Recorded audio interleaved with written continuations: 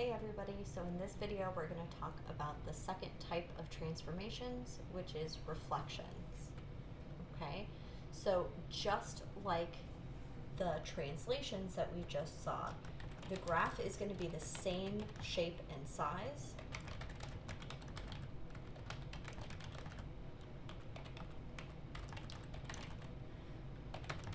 but the reflection is going to make it a mirror image.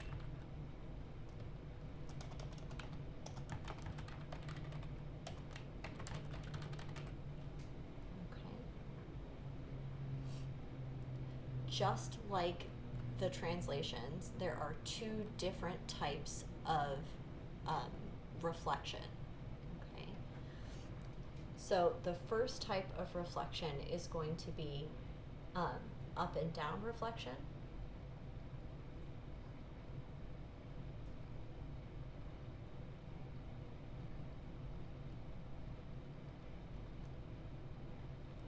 And this is going to come from being outside the base function.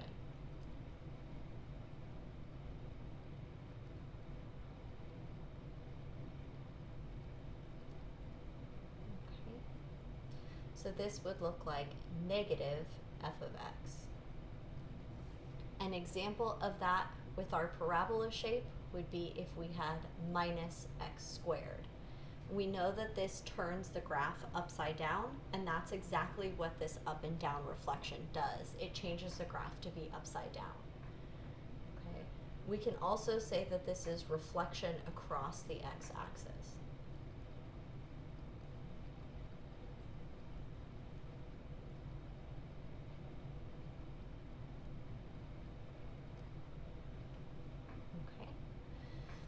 The second type of reflection is left-right type of reflection.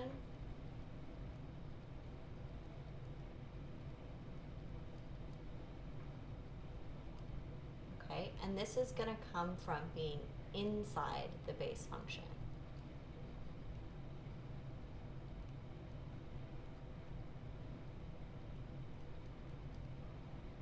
Okay, outside the base function affects the y coordinates. Inside the base function affects the x coordinates. So this would look like f of negative x. Okay, an example of what that looks like with our parabola is y equals negative x squared. Okay.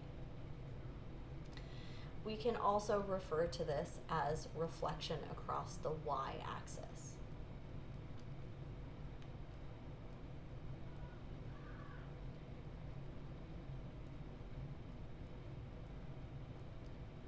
Okay, so again, things that are outside of the base function are going to affect y. Things that are inside of the base function are going to affect x. Okay. Let's go ahead and look at some examples of using this information to do base graphs and transformations type of graphing.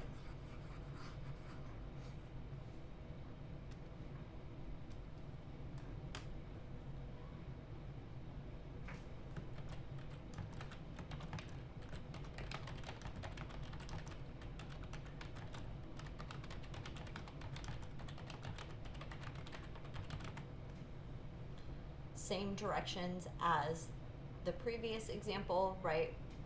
Graph using base graphs and transformations. Okay, so let's look at our first example here. We're going to have y equals square root of negative x. Okay. Now the first thing we want to do is pick out what the base graph is. So when we review our base graphs, we can see that this is most similar to y equals square root x. So let's go ahead and graph our base graph. Okay, our base graph for y equals square root x has key points at 0, 0, 1, 1, and 4, 2.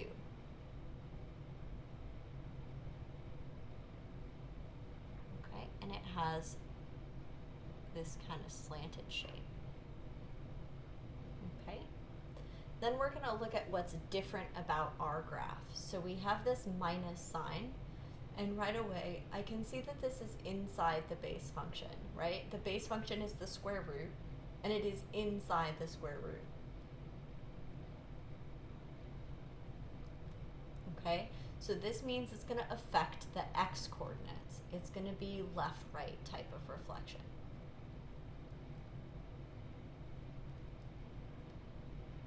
Then the second thing I notice is that I'm multiplying by -1, right? I guess I should write multiply by -1, right? Because -1 could mean move it up or down or left or right.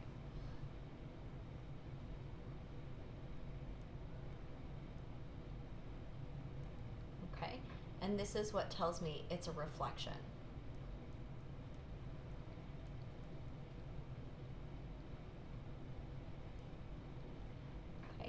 So I'm going to reflect each of the key points across the y-axis to the left, okay? So since 0, 0 is on the line of reflection, right, on the axis of reflection, it's going to stay there. This point is going to reflect across to here at -1, 1, and the second key point is going to reflect across to here at -4, 2. So the graph is going to look like it's facing the opposite direction. Okay. So for my second example, I'm actually going to leave that up.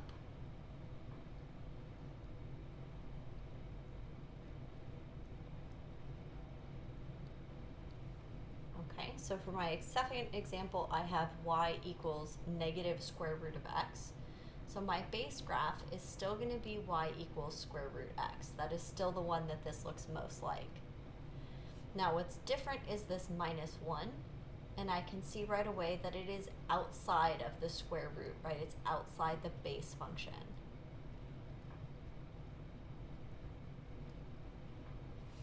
Because it is outside of the base function, we know it's going to affect the y coordinate, right? It's going to be up and down.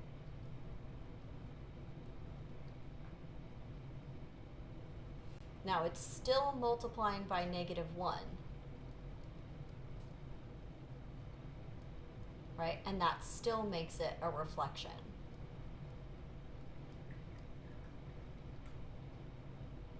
Okay, now I'm going to reflect, instead of reflecting it to the left, I'm going to reflect it upside down.